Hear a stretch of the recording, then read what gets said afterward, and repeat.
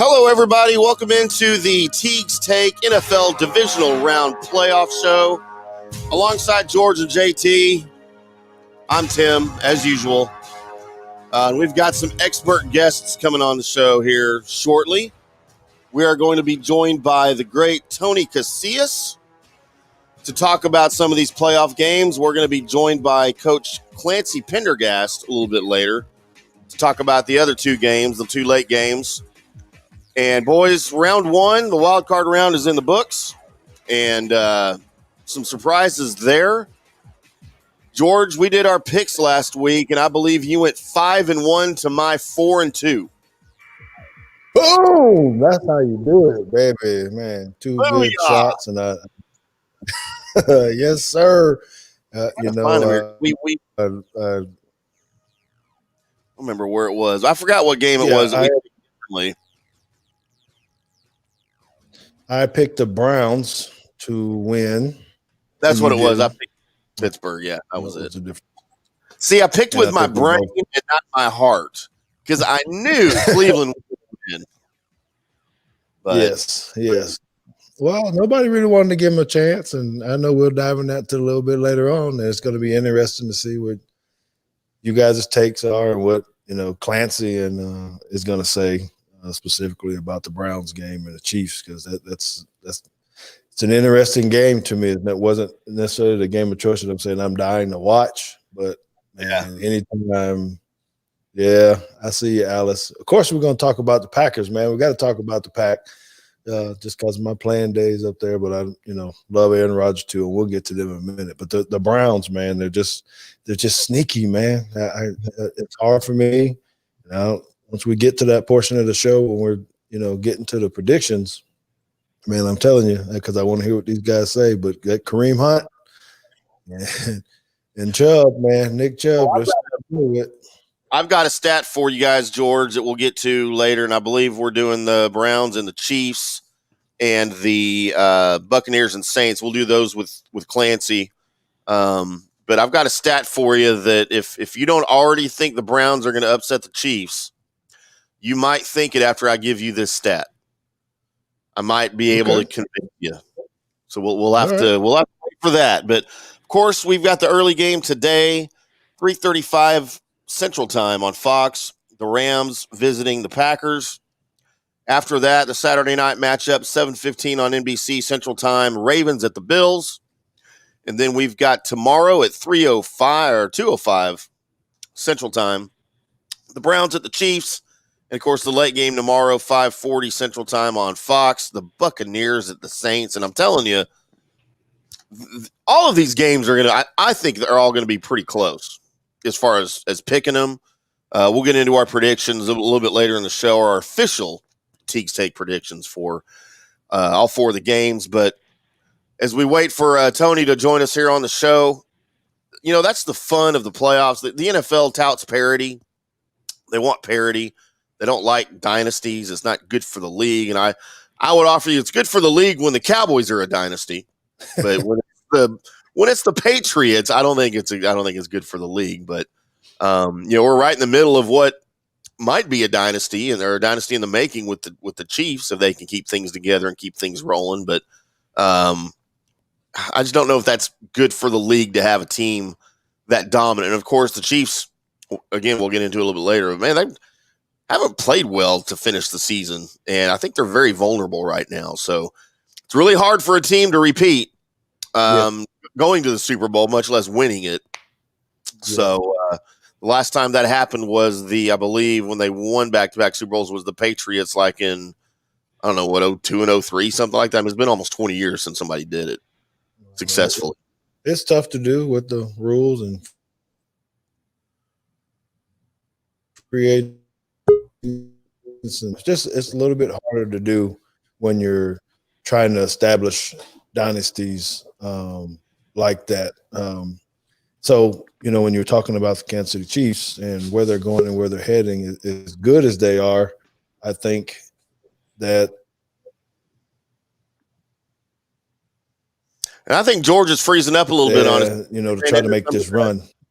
Yeah, we ran into some of that on the pregame. But, hey, joining us now, the man of the hour, Mr. OU, two-time Cowboys Super Bowl champion. And by the way, Tony, I don't know if you remember this when we did the show live over at the Maverick Bar. You let me wear your ring a little bit, and I got a little bit hooked, and I had to go get me one.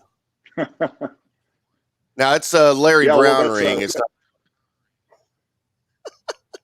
and I didn't really earn. Congrats. I don't know how that happened, but hey, I don't know how you got it. But the fact that you're actually able to hold up a Super Bowl MVP Super Bowl ring, man, that's pretty awesome.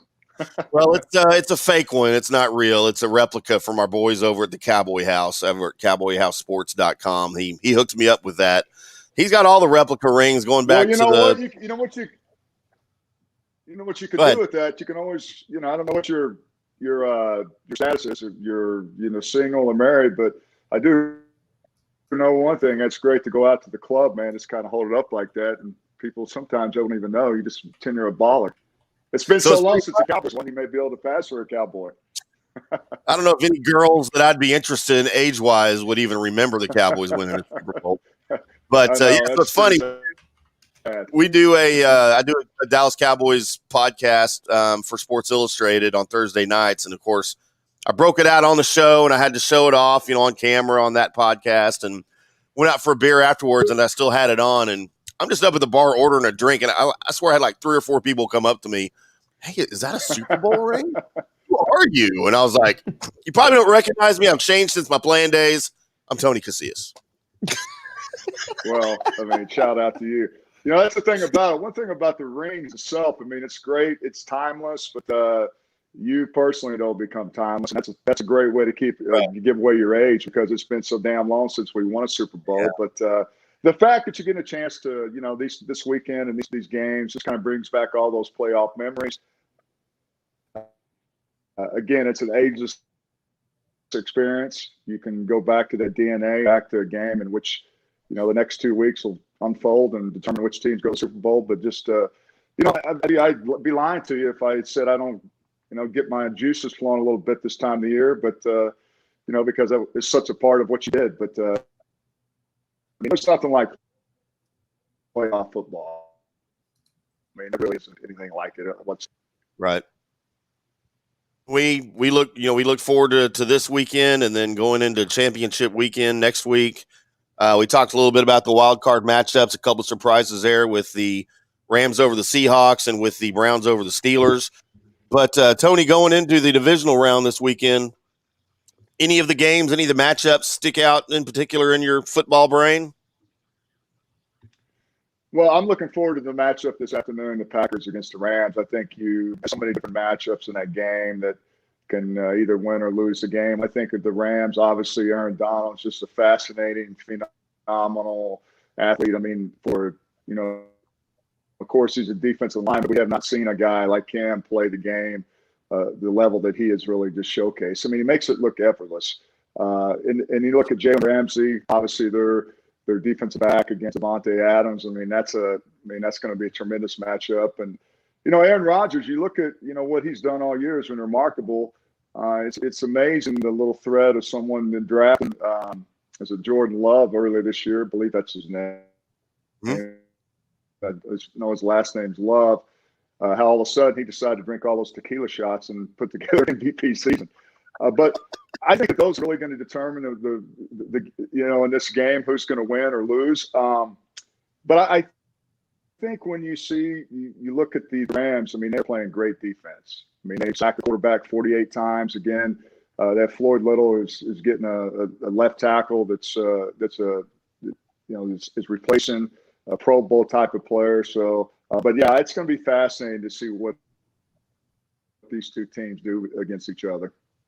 Well, you touched on it. Oh, go ahead, George. Yeah, and I apologize for my internet here freezing up, going in and out. So thank you, Tony, for coming on, spending a little bit of time with us. Hey, and what I'm curious to know about is really. Hey, congrats also with go Bama. Yes, sir. Yes, sir. Roll Tide, baby. I'm upset that you didn't put a tweet back out saying you were sorry for all the Ohio State chatter you was throwing out there before the game. I got nothing, man. I got nothing. Yeah. But what I'm curious about is with speaking about Arnold and those ribs and playing. I don't know if you've had any rib injuries or not. I did not, so I don't know how it feels to play like that. But can he be the dominant guy still if you're out there running around, trying to get after Aaron Rodgers with some hurt ribs? Does that really hinder this Rams team? Well, I guess it depends on what they got underneath that 10 on the sideline, whether how effective he plays. Look, that's going to be the question. That's going to be the question going into the game. I mean, how is he going to be able to sustain? I mean, how much pain and discomfort is he going to have? I mean, he uses his hands. I mean, he's active, and I've been hit this before. Haven't had him fractured, but now I've gotten hit there before, and I tell you, it's no joke. I mean, it's amazing how the core of that particular place in your body that affects everything you do, and that's a question, George. It's a great point. I mean, how. Without Aaron Donald, I mean, you're not obviously the defense that you were when you had him healthy. So I think he'll play through it. I mean, it's a big game. That George, you playing big games, all of a sudden your body starts feeling a little bit better, and you whatever you may do before the game, you'll do whatever you need to do to get on the field. But that's something we're gonna have to watch in the game. How effective is he going to be able to be play at that defensive MVP level? So what do you guys think about that, JT and Tim? Not necessarily about that, because I know they're coming in. Cooper Kupp, I believe, is on the report to be a game-time decision as well. You already got Goff with a hurt hand. If you have someone like Arnold, do the injuries become too much for them, considering, the potency of the Packers offense primarily? Are these injuries going to be too much? Well, for me, I think the Packers just need to do two things. They need to get their defense to actually play like a defense, and they just need to take Aaron Donald out of the game, which when I say that, I don't mean hurt him. I mean get the ball out quick. Don't give him enough time to do as Bill Curry says, what a center's job is to snap the ball and get run over slowly. If Aaron can get the ball out of his hands quickly and just not let Donald get that kind of pressure, and the Packers defense shows up at least a little bit, I don't think the Packers should have to worry too much. But if I think it's really just as simple as if Aaron Donald is able to get back there, get Rodgers off of his throwing platform, and if Ramsey is going to be able to actually handle Davante Adams at the line of scrimmage and at the top of the route, then it'll be a different story. But I think I don't really see too much of a path here on how the Rams are going to win without their defense being the number one defense that they have been as of late. Yes, sir. Yes, so you've got the Packers, the number one scoring offense in the NFL. You've got the Rams as the number one scoring defense in the NFL. We're talking a lot about Leonard Floyd and Aaron Donald getting pressure on Aaron Rodgers. And I think you touched on it, JT. I think the bigger matchup is going to be Jalen Ramsey on Davante Adams. Of course, Aaron Rodgers, his whole career, has not been a turnover machine. He's got 89 picks and over 6,000 pass attempts. But the Rams defense is on a takeaway tear right now. And I'm calling for a pick six. I don't know if it's going to be Ramsey, but I'm calling for a pick six in this game, and I think it's going to hurt the Packers. And I think this game's going to be close. Spread 6.5, but I'm going to be way closer than that. This may be a game where the last team with the ball wins the game. I think that we're not giving enough credit to those other few people that the Packers have. Yes, the matchup is going to be Adams and Ramsey. I do believe that, and they're going to. I mean, they're probably going to throw the ball 20 times to Adams, Devontae. But the sneaky player is always the tight end. I forgot his name real quick. The Lazard and Tunyon. Yes, I mean it's just he knows. Aaron Rodgers knows how to find the weaknesses in the people. He knows who he needs to throw the ball to win the game. But we hadn't even talked about the running backs with their guys. That's why this game is interesting, because you still got Aaron Jones, who can play, used to the snow, getting after it up there in the frozen tundra. That's another secret weapon that you're going to have to worry about. And I think there's just more factors, because it's going to come down to who can run this rock too a little bit, is Cam Akers carry the load like you did last week up here in this snow, or freezing weather. I didn't even check to see what the temperature is going to be, but I imagine it's in the teens or something up there. So, Tony, what do you think about that, man? I don't know if you've played up in cold weather games and you're coming out of somewhere warm, does that play a factor into a real factor? Does the weather really, really play a true factor when you're playing? Well, I think it depends on the outcome of the game. I think that, I played there whenever they were getting beat really bad and it gets really cold. So, you brought up the point about running the football. I mean, Cam Akers had 131 yards rushing. It's a pretty good Seattle defense. So, I think anytime you go in a game, you play someone like Aaron Rodgers, you're going to try to dictate the game and really kind of set the tempo. And if they can run the ball, I think that's the thing with this offensive line for the LA Rams is they don't get as much credit as they deserve. I mean, they really are pretty good up front. They got some better guys. They got some really good receivers. But I think the question is Jared Goff. I mean, how healthy is he going to be? I think that we saw what happened last week when the backup quarterback got injured. He's going to go this week. I mean, that's, to me, that's going to be the question mark, is you're going to have to throw the ball. I mean, Aaron Rodgers is acclimated. I mean, he's been doing it forever up in that type of weather. So I don't think it affects him as much.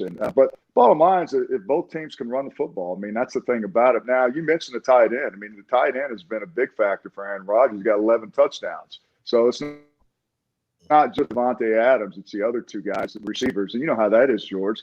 So people have a tendency to forget about those guys, and those guys end up, having a huge day. So I think LA is going to have to really try to run the football and just kind of slow it down and try to control the tempo and everything in the game and kind of feel their way through and see what happens. And I think you're right. I think that I think there's going to be turnovers in this game. I think when you put pressure on Aaron Rodgers, in which we've seen before, and he hasn't been sacked that many times, only been sacked 21 times. They've done a good job protecting him. He's prone to make mistakes, just like any other quarterback in the National Football League. We've seen Aaron Rodgers throw the ball away, make a lot of mistakes, and one of the reasons is because, like any other quarterback, he does not look like pressure in his face, and he will make some bad throws. So let's touch on the Ravens and the Bills here real quick. Spend a lot of time on the Rams Packers, and I do think, like you said, Tony, at the start of the show here, that's going to be your premier matchup today. But Bills and Ravens, another cold weather game. The Ravens blitz more than any other team in the NFL. However, Josh Allen as a quarterback is better than any other team or quarterback in the NFL against the blitz. So, Lamar Jackson's going to be the wild card factor here. He's probably going to get another 100-yard rushing game. He's probably he will be. If he does, he'll be the first quarterback in the history of the league to get 2 100-yard rushing games in the playoffs. But the key is going to be Lamar Jackson's arm. And I don't have a lot of confidence in Lamar Jackson's arm. He did not beat the Titans with his arm last week. He beat them with his legs. And I think against the Bills defense, he's going to have to be able to throw the ball a little bit. And I just don't know if that's going to happen. Again, I think it's going to be a close game like all of these are this weekend. But I don't see good things happening for the Ravens at the end of the game. Apparently, everyone disagrees. Yeah, well, no, I think that you make some really good points there. But what I'm thinking about it is the rushing attack, and it does have a lot to do with Lamar. I don't know if the Bills are going to be able to withstand that. There's so much hype about the quarterbacks and the competition and who has to throw the ball and who has to run the ball and all that kind of stuff. I'm looking at the defense of the Ravens. Can they really, truly play like the way they play and slow this game down from that standpoint? And can the Ravens outrush this team to score the points that they need to have? And I do think that because the Bills are giving up a whole lot more rushing touchdowns than the Ravens do. And then Ravens are not also, they're not giving up that many passing touchdowns, you know, comparatively speaking. So statistically, I think, you know, when you're going against the Ravens, they got 3,000 yards rushing, 24 TDs. I mean, there's a lot of poundage going on there. So I don't know, Tony, when you got guys that can, I mean, it's a common theme here, but their running style is just different, and they're going to weigh on you and try to pound that rock. If you can't slow them down, then it's kind of hard to, you know, how do you overcome that, I guess, if you're the Bills? Well, I think you got to give Lamar Jackson a lot of respect, but you can't give him too much respect. At the end of the day, you got to play discipline. You got to be in the right place, the right time. You can't take those chances that you may have made against other quarterbacks, because he will kill you. I mean, he will find the seam. And I've never seen a guy with so much explosive. When he runs the ball, he reminds me of Tyreek Hill. I mean, he's like a freaking missile, man, and you can't do anything about that. In saying that, I think that, you know, the Bills have done pretty good against rushing quarterbacks, and their philosophy. I mean, they've given up some yards here lately, but I think that they play enough good defense. I mean, I think the thing with Lamar Jackson is you have to, you know, whatever defense, if you're going to play zone, man, you stay in your zone, you stay in your covers, but as soon as you go to man to man, you know, guys start spreading out, man. So I think that you got to be very conscientious of that, but you got to take chances with this guy. I mean, you got to hit him. I mean, you don't want to, you know, do anything malicious, but once you get a chance to hit the guy, you want to make him feel it. And that's the thing that you want to try to do. Caesar said, you got to catch him. But I think, you know, I think, well, Josh Allen, the dude is a player. I mean, he makes plays, and Stephon Diggs, I mean, that dude is explosive. And you talk about matchups, man, that's going to be, what are you going to do with Stephon Diggs? Because that dude is just lit it up, man. But I think defensively, look, I mean, we used to think about running quarterbacks, and you know, whenever we ran a blitz, you know, you got to be tight. You can't be out of your lanes. Defensive backs have got to be, you know, cognizant of what's going on. But collectively, everyone has to be accountable, man, when you play a guy like Lamar Jackson, because he is freakishly great. Okay. Well, what do you guys take? Tony, I guess I want to hear your picks out of these two games, you know, and your predictions on the scores. You know what? Well, George, I you know, the Rams and the Packers game, part of me likes the Rams because I think they can do defensively. And then, you know, I look at the Green Bay Packers, and you know what? I don't think they've seen a defense like the Rams, but a lot's going to be based on Aaron Donald. But it's hard to me, the season that they're having, and you mentioned earlier, I don't think a lot of people give enough credit for their defense. I mean, they can play some defense. I'm going with the Packers. I don't think that – I think that they – I'm going to bet – I'm going to give the points. I think that they'll cover. I'm going to say it's 31-21-ish, something like that. The Ravens and the Bills, man, I don't know, man. I like the Bills. I think whatever the Buffalo Mafia or whatever that whole narrative is. Yep. I just like their coach. I like Josh Allen. I like him beating the Ravens. I mean, Lamar Jackson is fantastic. Defense is great, but I like Buffalo winning. Again, it's going to be a close game. I don't think it's going to be quite as explosive. Maybe 28-21. I'm going to take the Bills. Okay. Well, there you have it, brother. We do thank you for this insight and your time, for coming and hanging out for a little bit. And I do have to let you know, I know you don't know Timm very well. You've seen him a couple of times, but boy, I tell you what, he said, as soon as OU gets back into the playoffs, we're going to be able to do a whole lot of talking with you about some college football. So hurry up and get your squad back in here. To the playoffs. I still represent it, man. We'll be there. You know, look. Hey, as long as we get there. Hey, all of us, man, we're all jealous and envious of you guys. You know, and they're all celebrating Tuscaloosa, and they're making it saying, how can these kids not social distance, man? That's the way it is on campus. So hell, you know, that's just the way it is. And, hey, thanks for having me. Happy New Year to you guys. Hope you have a prosperous 2021, man. Yeah, appreciate it. Thanks, Tony. There he goes, Tony Casillas. Coming up after the break, we've got Coach Clancy Pendergast joining the show to talk to us about the Chiefs and the Browns and the Buccaneers and the Saints. But we're going to take a quick break, and we'll be back right after this. ProfoundSites.com for your personal and commercial needs. Websites built, repaired, secured, maintained, and found. Brent Thomas and ProfoundSites.com provide e-commerce development, website development, online marketing, web, mobile, and e-commerce consulting. With over 10 years experience, Profound Sites is responsible for creating GeorgeTeague.com, where you can hear Teague's Take with George Teague every week. Brent Thomas and Profound Sites can take you through the entire pain-free process of building your new website. From initial discussion to planning, design, to coding and making your site live and discoverable on the internet. Contact Brent Thomas at ProfoundSites.com or email him at brent@ProfoundSites.com.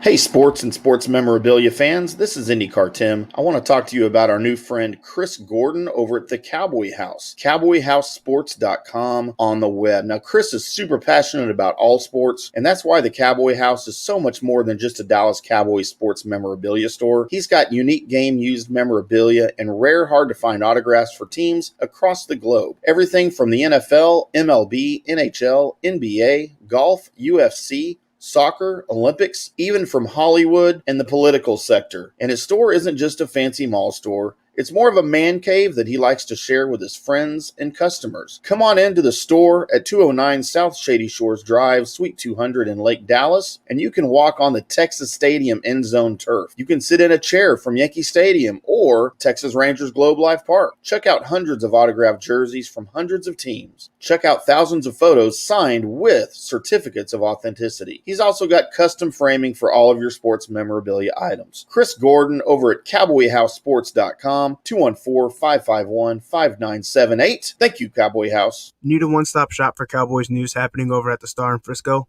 Click on over to cowboyssi.com, featuring Mike Fisher with 30 years experience covering America's team. It's the most popular of all Sports Illustrated sites and home to the Cowboys Blitzcast podcast. Cowboyssi.com is the place to get inside your Cowboys. With such a talented team of writers and reporters over there, you'll always know the latest about personnel and roster moves, salary cap issues, and draft class status. Click on over to cowboyssi.com and get the inside scoop on America's team. 3R Sports Graphics. Hello, everybody. You've probably seen the graphics that are out on social media every week that announce the guest for Teague's Take for that week, as well as their credentials listed there on the graphic as well. Those come from our good friend Tyler Sanders over at 3R Sports Graphics. Now, he only works for schools, so we need to mention that. Some of his proud schools are Liberty Christian, Parish Episcopal, Legacy Christian, and Fort Worth Christian. These are custom graphics for your school's athletic department. Hire Tyler Sanders and 3R Sports Graphics, and you will work one-on-one with a graphic designer. You will get final score graphics the night of the game, unlimited graphics with a 1-year contract, and you can fulfill the sports information director role of a school, but for a fraction of the cost. And he will handle this for you every week. He puts it out on social media for you as well. He handles that. Give Tyler Sanders a call with 3R Sports Graphics, 713-933-9767, or you can shoot him an email, tsanders2405@gmail.com. Tyler Sanders, 3R Sports Graphics, on Twitter at 3R Sports and the number 1. And check out his Twitter feed. He's got all of the examples. You can scroll through his feed and look at all of the graphics as he's done for everybody. Tyler Sanders, 3R Sports Graphics. Give him a call now. Thank you, Tyler.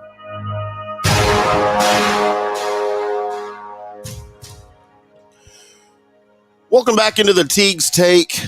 Ooh, that's a hot microphone right there. Welcome back into the Teague's Take Divisional Round NFL preview show. We want to thank Tony Casillas for popping on with us for a few minutes, talk about those two games. We've got Coach Clancy Pendergast joins the show now, Coach, and welcome back in. It's always a joy. Happy to be here, man. It's always a joy, and we've got two games tomorrow. Of course, you're free to comment on any of the four, but we've got the Browns and the Chiefs tomorrow, the early game, Buccaneers and the Saints. Any of the four games this weekend particularly stand out in your defensive coordinator sports brain? Actually, the one that really intrigues me is going to be the Rams game today. You got Sean McVay taking his team up to Green Bay, going against Matt LaFleur and Aaron Rodgers in that offense. And, Matt was Sean's offensive coordinator at the Rams. So both offenses are kind of like practicing against each other, but in a playoff game.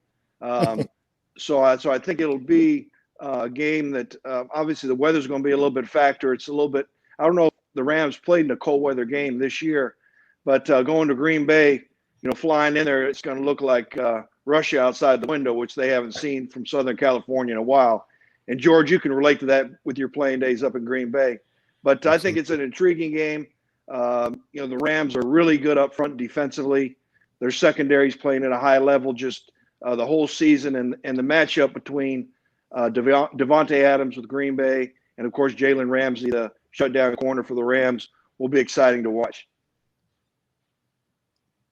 Very good, sir. That is, and we spent a lot of time on that in the first half of the show talking about that because it is very intriguing. I just, personally, I don't know. It's kind of hard for me to not take Aaron Rodgers and his group over the others. I know there's the stout defense on the other side and some similarities, but I know playing in the frozen tundra and how it is, and you can bring whoever you want in there and they can pretend that like they're not cold and not wear sleeves. That's the over-under we need to take, JT. How many of those Rams guys are not going to wear sleeves and try to pretend like it's not cold and put on the Vaseline and all that stuff on their arms when I tell you what, trying to play – my coldest game up there was 26 below, and I played up there and I practiced in it, and I was dying on the sideline because them little heaters and them little jackets just aren't enough.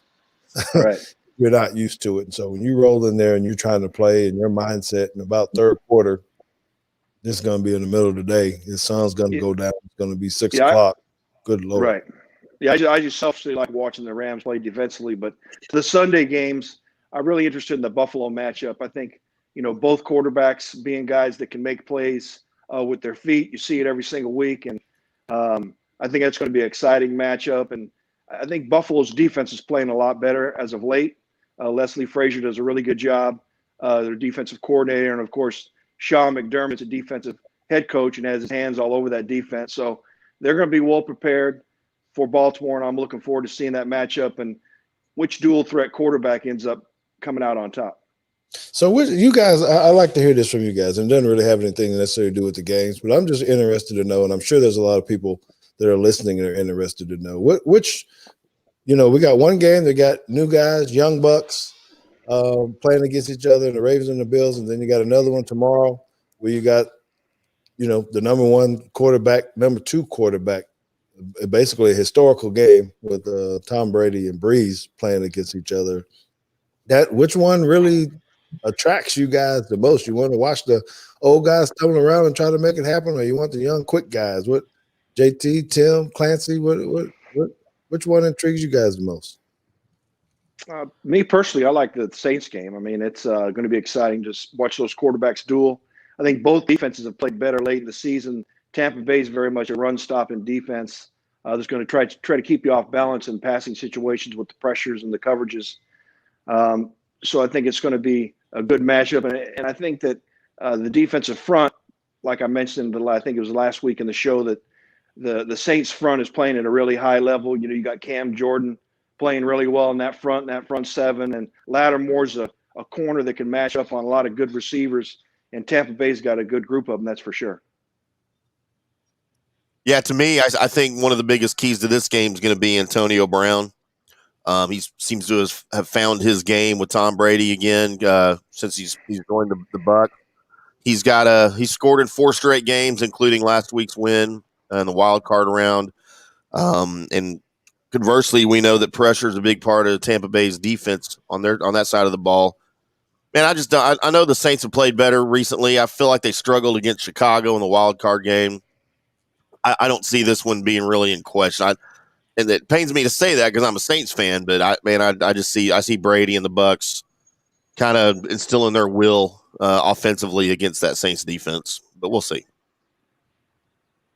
Yeah, I think I agree with that. I think that, like we said last week, it's hard to beat a team 3 times, and I do think that the Saints are a better team collectively, but I think this is just a luck runs out game where the Bucs defense shows up something like they did against the Packers that one time where they were playing lights out, and then I don't think that the Saints offense is going to have enough explosive plays in order to overcome this. I think that with Antonio Brown, Godwin, Gronk, I guess he's still playing, and I don't know if Mike Evans is healthy or not.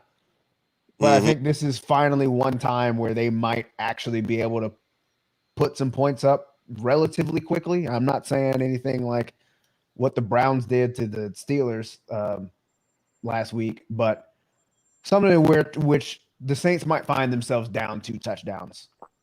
And Michael Thomas, though, brother. Michael Thomas, Alvin Kamara.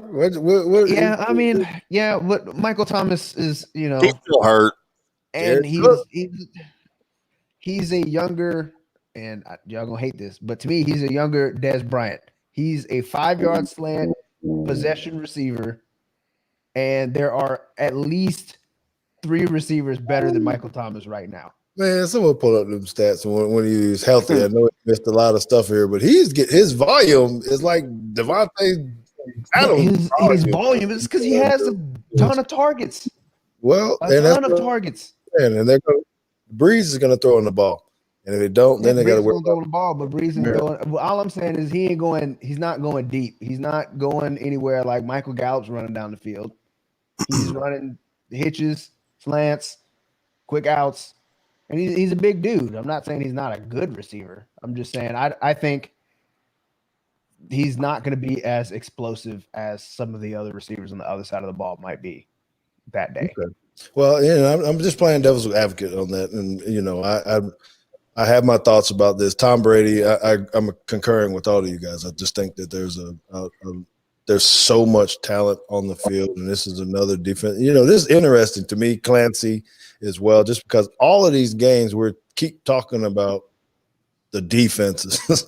Ultimately, they all have high-powered offenses. Every team on here has had some kind of success offensively, but it sounds like it's going to keep coming down to defenses, and that gets into this other game, the Chiefs and the Browns. Now, Timm is saying he's got something that he needs to tell us that I'm supposed to be convinced that the Browns are going to win this game. So what are we talking about, Timm? So we know that the Chiefs have struggled really on both sides of the ball to close the season out. They had, of course, the bye last week, so they didn't play. Hopefully on there, and they had a chance to look at some things and fix some things. But here, I want to talk about red zone offense versus red zone defense in this game, all right? So the Chiefs are the league's worst red zone defensive team, allowing a TD on 77% of the opponent's trips in the red zone, worst in the league. The Browns are the 3rd most efficient team in the league. 74% of their trips into the red zone results in a score. I'm sorry, a touchdown, not just a score, a touchdown. So that's where I see. Now, the problem will be, can the Browns sniff the red zone?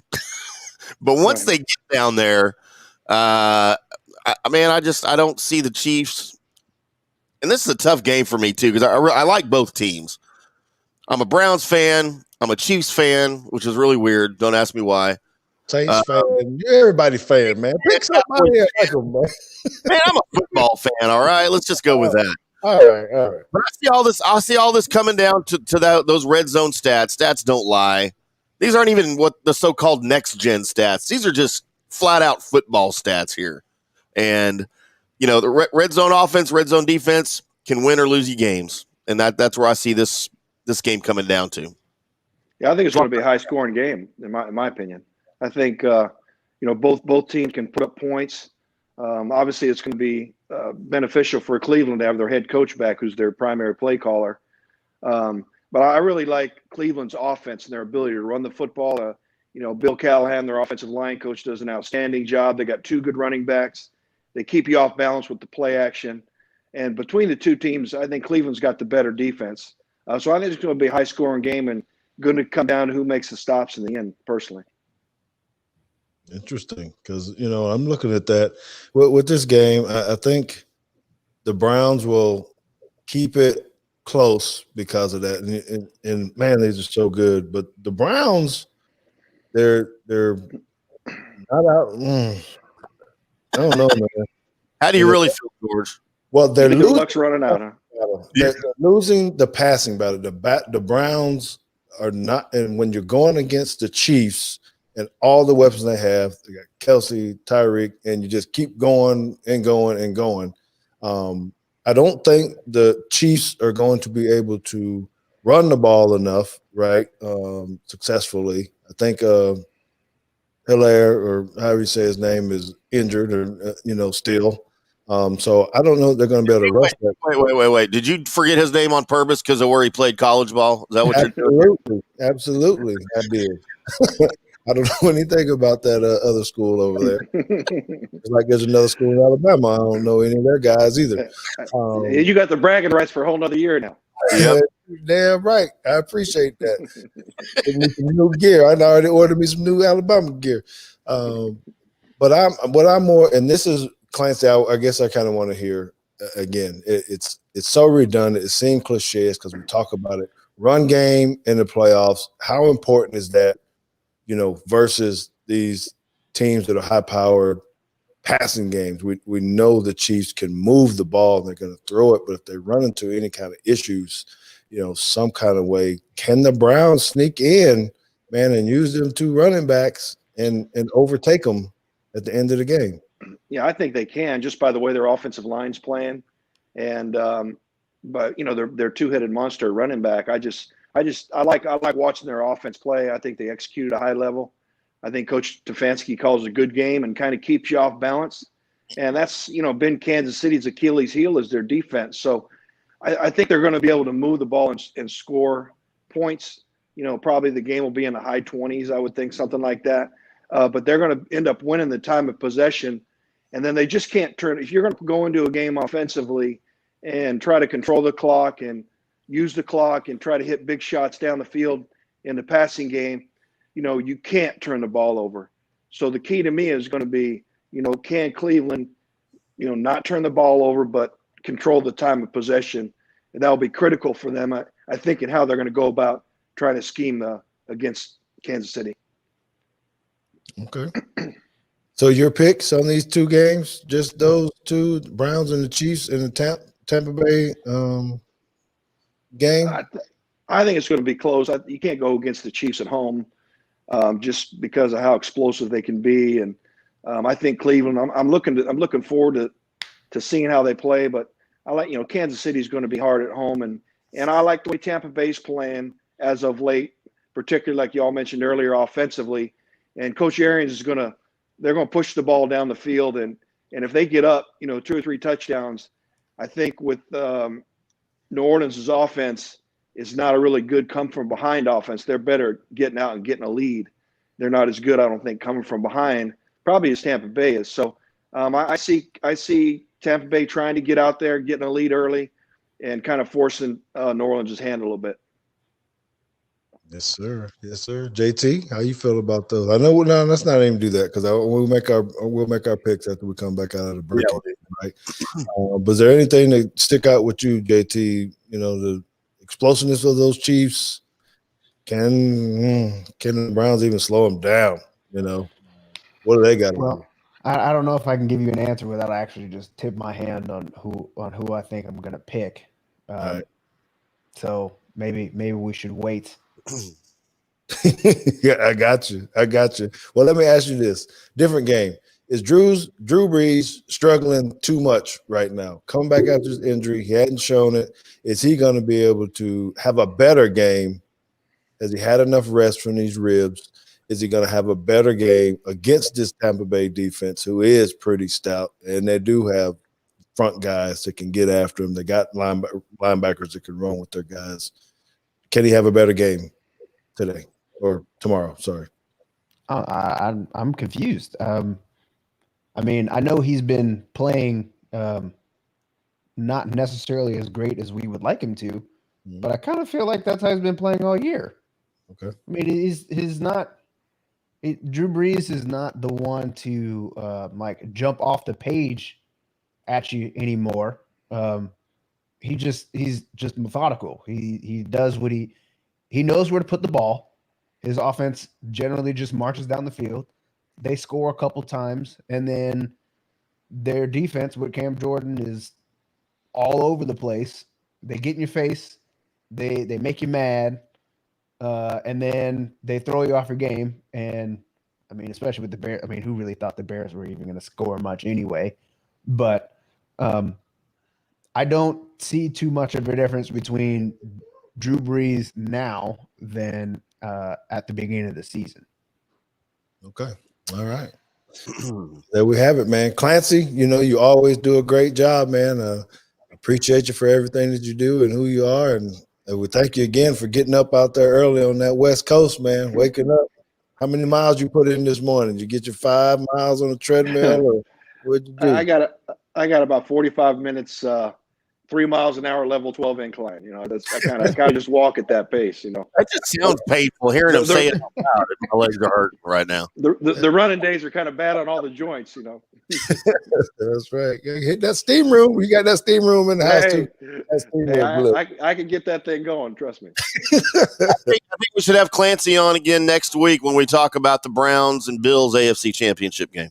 Yes, sir. Yes, sir. I will definitely be calling him as we're watching his search and job search and all that kind of stuff. So we're wishing you well, brother, as always. Thank you for coming on. And there he is, Mr. Clancy Pendergast. Clancy Pendergast. Thanks, Thank Coach. you, guys.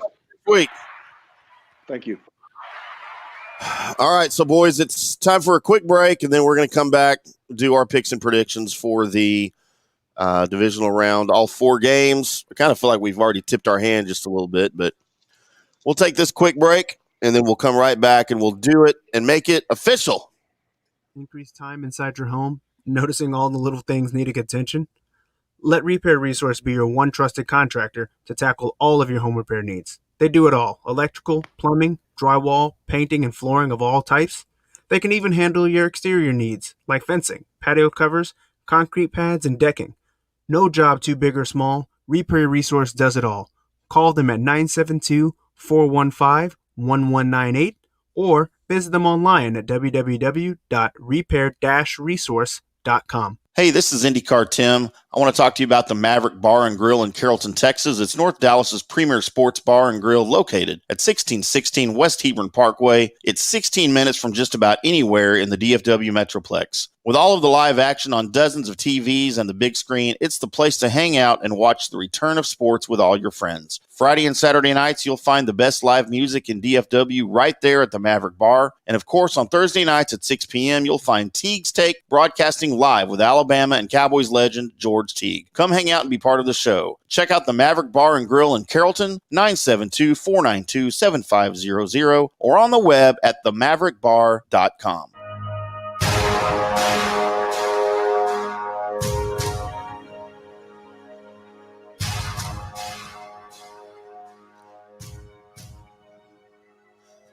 Welcome back, everybody, once again to the Teague's Take podcast, divisional round NFL preview show. We want to thank Coach Clancy Pendergast for popping on here with us briefly. We want to thank Tony Casillas for popping on a little bit earlier to talk about the Saturday games. But boys, now's the day of reckoning. It's time to do our picks and predictions for the 4 games this weekend. George, of course, we picked the wild card games. We talked about that at the start of the show. You went 5-1. I went 4-2. JT, you didn't pick with us last week, so you're already behind. I don't know how you're going to catch up. Well, we can just go off of percentages rather than wins and losses. All right. That's why this guy's so smart that he thinks of that. Alphabet soup. That's all I know. Okay. He's our analytical guy. He thinks about all the analytics and the stats, and that kind of stuff. And then you're the emotional guy.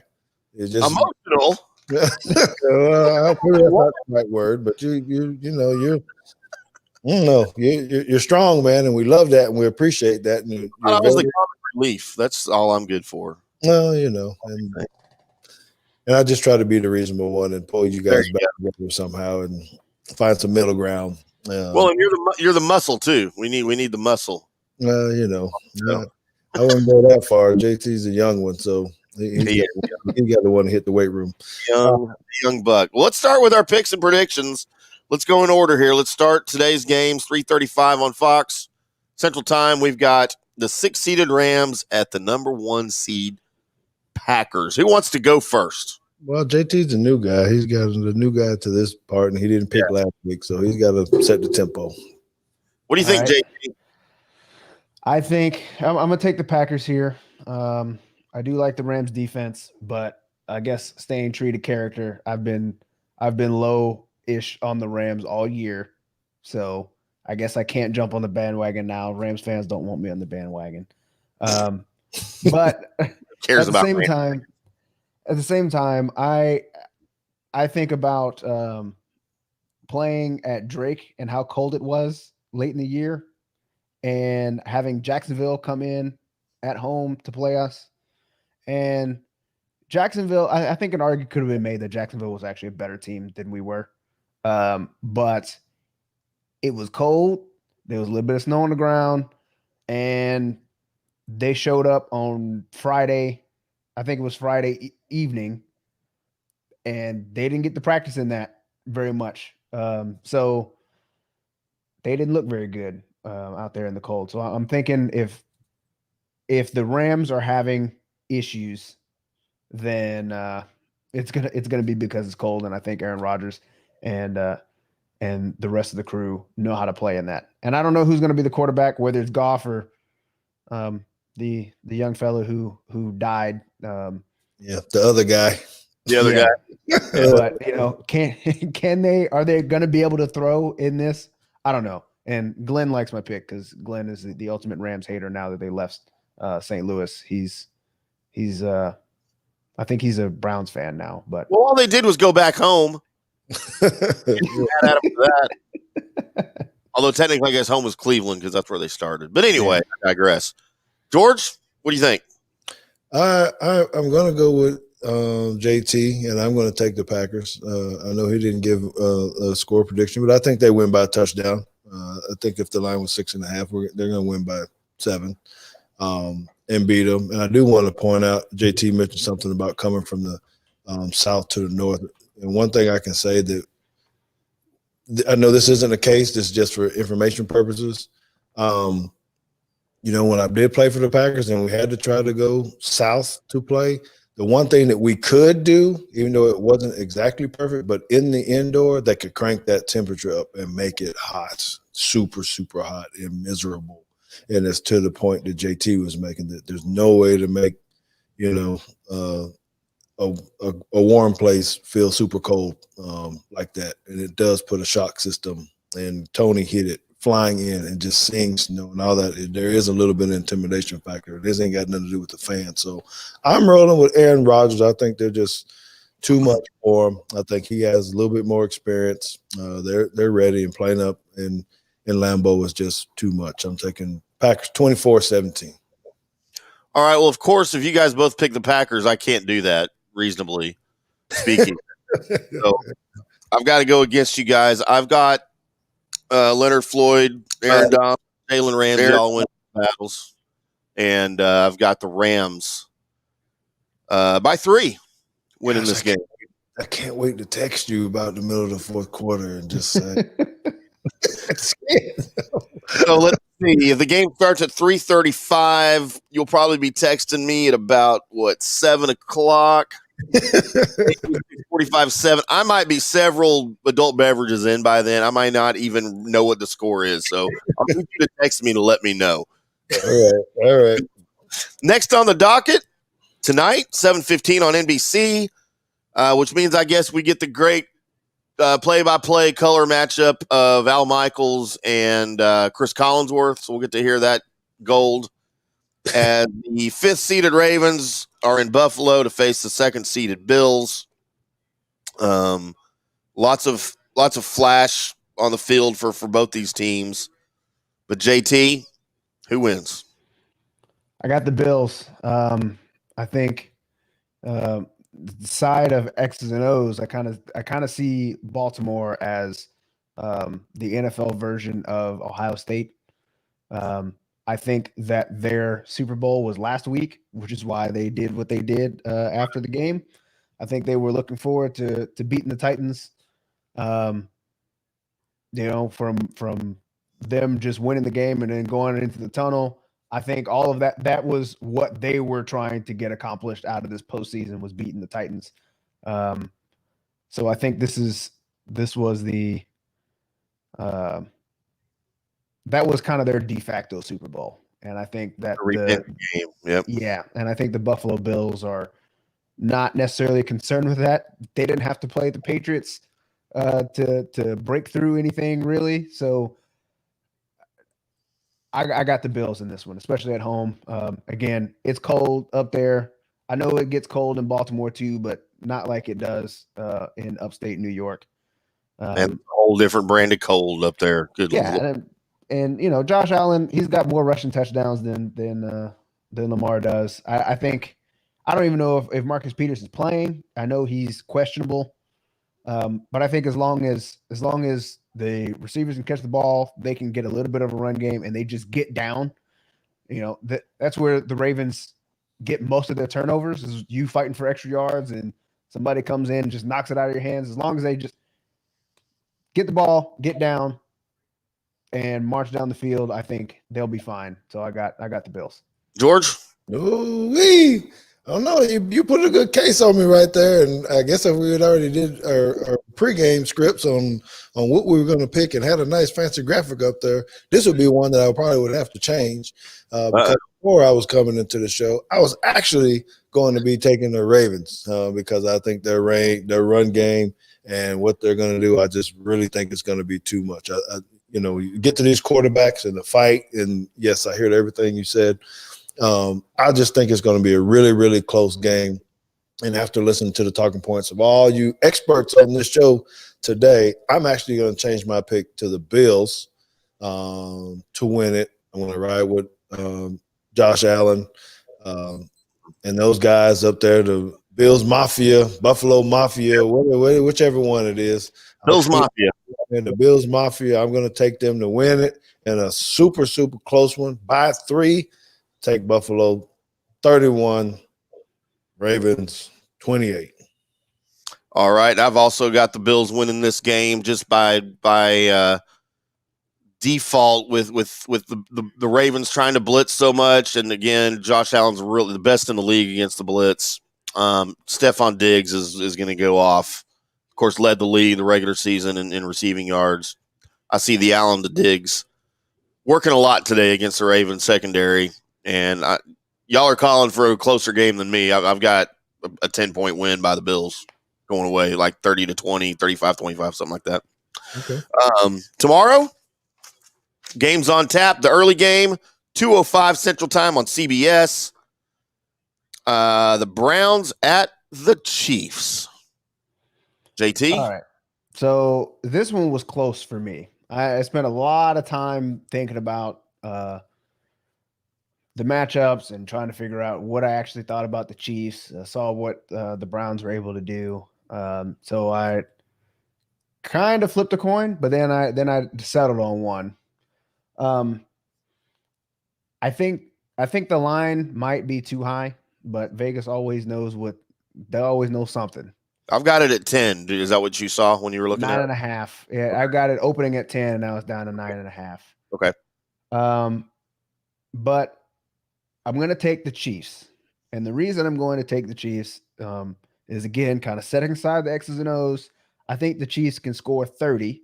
And if you remember way back from, it was either the first or second episode that we did with Money Matters, and I was talking about teams' records when their defense gives up 30 points. They almost always lose, especially in the playoffs and definitely in the Super Bowl. And I think the Chiefs can and will score 30 on Sunday, and that just doesn't bode well for Cleveland. I do think that it can be a close game. I'm not sure. I think if I would take Cleveland plus the points, but I think the Chiefs are going to win outright. Okay. All right, George. And I would put – and thank you for saying that, because you kind of helped me feel a little bit better about this pick, I guess, because I am also taking the Chiefs to win this game. I think there's just too much firepower. I think they can score on them. I don't know if Mayfield, if he gets into trouble and having to try to play catch-up outside of the run game, that he can do it. So I am going to I am a Tyreek Hill fan. I am a Travis Kelce fan. I am a Mahomes fan. I'm a Kansas City playoff rooting guy right about now, and I think that they win the game. I don't think they cover. I think they win the game 36 going into JT's model to 31. I think the Browns do score some points, but they win it by 5 and not 9. All right. Well, maybe I can catch up some ground because I've got the Browns coming ahead on this. I'm going with the red zone offense stats that I brought up earlier. Plus, we also have Progressive Insurance versus State Farm Insurance in this game. I am really sick of seeing Jake from State Farm hanging out with Aaron Rodgers and Patrick Mahomes. So if I never see another Jake from State Farm commercial, it needs to happen now. I'd be okay with that. So Progressive winning the game. I've got Flo. He's just mad because he can't get the haircut like Patrick to get the Patrick price. I don't need the Patrick price. Well, didn't the Jake from State Farm? Didn't he change races all of a sudden too? Didn't he? Yeah, he did, and there's a story behind that because I looked it up. I had to know the truth. Oh, maybe we need to have an episode on that because I don't know the truth. I just know that Let's talk about it Tuesday. Let's talk about it. He's got revitiligo. But hey, so here's a teaser for you though. The very first new commercial with the new Jake from State Farm. The old Jake was in that commercial. Mm-hmm. There's a tidbit for you there if you didn't recognize. I did not know that. I did not know that. Yeah. So in the new Jake from State Farm's on the phone and they're replaying the old one with the couple in the middle of the night. What are you wearing, Jake from State Farm? Well, the new Jake looks around the corner on the other cubicle and says, "Do they ever ask you what you're wearing?" And then the guy leans over and goes, yeah. That guy is the original Jake. Oh, so he was kind of passing the torch. Yeah. And this is way too much Jake from State Farm talk right now on the show. Browns coming ahead there. And then, of course, Buccaneers visit the Saints tomorrow night, 5:40 Eastern on Fox. JT? Well, I've said it 1,000 times. I think New Orleans is the better team, but I gotta take the Buccaneers, Tampa Bay, and the Fighting Brady's on this one. I don't know how you beat a team 3 times, and if you do, then maybe you need to look at Bruce Arians and be like, "Hey, man, you've seen these guys twice already, and you still can put it together. That you might have to tear it down if you lose 3 in a row like that." And I understand that New Orleans is at home, and they might actually be able to. Do they get fans now? Yeah, they've always had fans, but it's like 3,000 to 5,000. I mean, you can barely hear them there in the Superdome. Yeah. Well, I just if you got Godwin, Antonio Brown, Mike Evans, Gronkowski, Cameron Brate, Leonard Fournette, Ronald Jones, and you can't outscore New Orleans, who for the most part just take for they have very long drives that net them in points. But I mean, if you can't put up 30 on New Orleans with all those guys, then what are you doing? Well, he's got who are we paying? Like, what are you doing? So I'm gonna go with Tampa Bay. All right, and I'm gonna go with Tampa Bay to cover because the line's at 3. Yep. And if you're gonna take the upset, then it ain't gonna be a 1-point, 2-point game. Well, okay, well that's interesting, and I really want to watch this just from a historical factor, as I mentioned earlier. Seeing Tom Brady and Drew Brees go at it. Just guys trying to survive, trying to figure out how they're going to retire and all that. There's all going to be all that sidebar stuff, but I think it does come down to what you're mentioning too, JT. There's just a lot of weapons. You got a Tampa Bay offense that's strong. You got a lot of places you can take the ball, whether you're running the ball or throwing the ball. You got a quarterback that's smart and can get the ball out quick. They're going to have to put some pressure on them, but I don't think it'll be enough. I'm going to go with TB12 and those Buccaneers to win by 3. I'm picking 30-27 ball game. Tampa Bay wins. Wow, look at that. All right. George also has the Yuccaneers. Yep. You got to go. You going to be a homer on this, or you going to tell the truth, man? What you going to do here, brother? I'm going homer, George. All right. I'm going homer, but something I needed to bring up, and I didn't do it earlier. Again, I love stats. I'm a stats guy. JT, you were talking about Mike Evans a little bit earlier, and Clancy brought up Marshawn Lattimore. So over the past 3 games, Marshawn Lattimore has lined up across from Mike Evans 72 plays. Out of those 72 plays, Mike Evans has been targeted 6 times. Out of those 6 times, he has 0 catches. I don't think Mike Evans, and he's a good Aggie. I love Mike Evans. I don't think he's going to be a factor in this game. It's another reason why I'm calling for Antonio Brown to have a big game. Yep. However, all that being said, I'm picking the Saints to win. That makes any sense at all. I have to. I got to pick them. Again, this is a pick of my heart, not of my head. Would that allow you to catch me? Would that allow you to catch me? Do we got 2 different ones? Yeah, we've got several. I had the Rams. You had the Packers. We all picked the Bills. I had the Browns. You had the Chiefs. And now I've got the Saints. You've got the Buccaneers. So, yeah, lots of different. There ain't no way you're going to be able to catch me in the next round then, because that'll put you. Well, you're not going to pick the Browns to win the AFC Championship game over the Bills next week? I don't know. Anyway, man, hey, that's good stuff, fellas. As always, you guys got some great brains, and you give the guys a lot of information, guys and gals, a lot of information about, these games and really what to look forward to. So I'm looking forward to this first kickoff early. Me too. I got to get the beer iced down and get it ready to go here. But again, we want to thank Coach Clancy Pendergast for joining the show as always, and guest analyst Tony Casillas. It's always a joy to poke some fun at OU with him, as long as I'm in a different room and I'm not sitting next to him this time. That's a little intimidating. But everybody enjoy the games this weekend, and don't forget on Teague's Take Tuesday night on Facebook, YouTube, Twitter /Periscope, Alabama great Marvin Constant joins the show. And we'll have lots of championship talk, lots of Nick Saban talk, lots of Devontae Smith talk. I hadn't even seen your list of topics for Marvin, George, but I probably guarantee everybody it's going to be pretty Alabama heavy, right?